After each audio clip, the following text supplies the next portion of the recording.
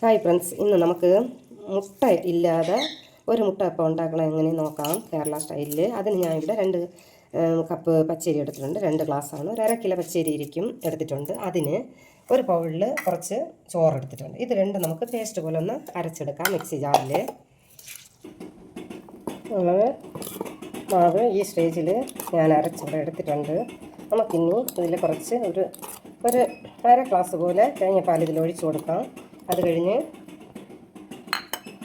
തേങ്ങാപ്പാൽ ഇതിലൊഴിച്ച് മൊത്തത്തിൽ നമ്മൾ ഒഴിക്കാൻ നിൽക്കണ്ട, കുറച്ചായിട്ടൊഴിച്ച് അതിൻ്റെ സ്റ്റേജ് അനുസരിച്ച് നമുക്ക് കലക്കിയെടുക്കാം.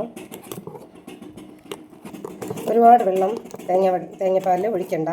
ഒഴിച്ചാൽ ഇത് ലൂസായ അടുത്ത് ഇതിൽ പിരിഞ്ഞു പോകും നമ്മൾ എണ്ണയിൽ ഒഴിക്കുമ്പോൾ. അതുകൊണ്ട് ഈ സ്റ്റേജിൽ മതി. ഇതിൽ നമുക്കിനി ഉപ്പിട്ട് കൊടുക്കാം.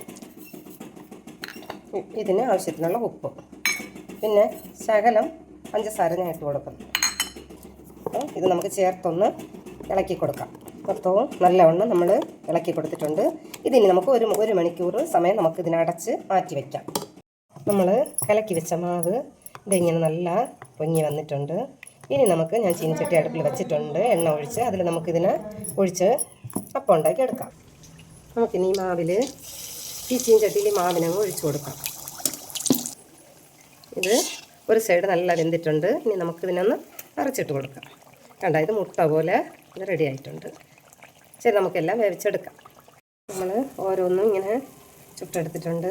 ഇതിന് അധികം എണ്ണയും ചിലവാകില്ല, അധികം എണ്ണയ്ക്ക് ഇതിന് ആവശ്യം വരില്ല. സൂപ്പറായ മുട്ടപ്പം ഇവിടെ റെഡി ആയിട്ടുണ്ട്.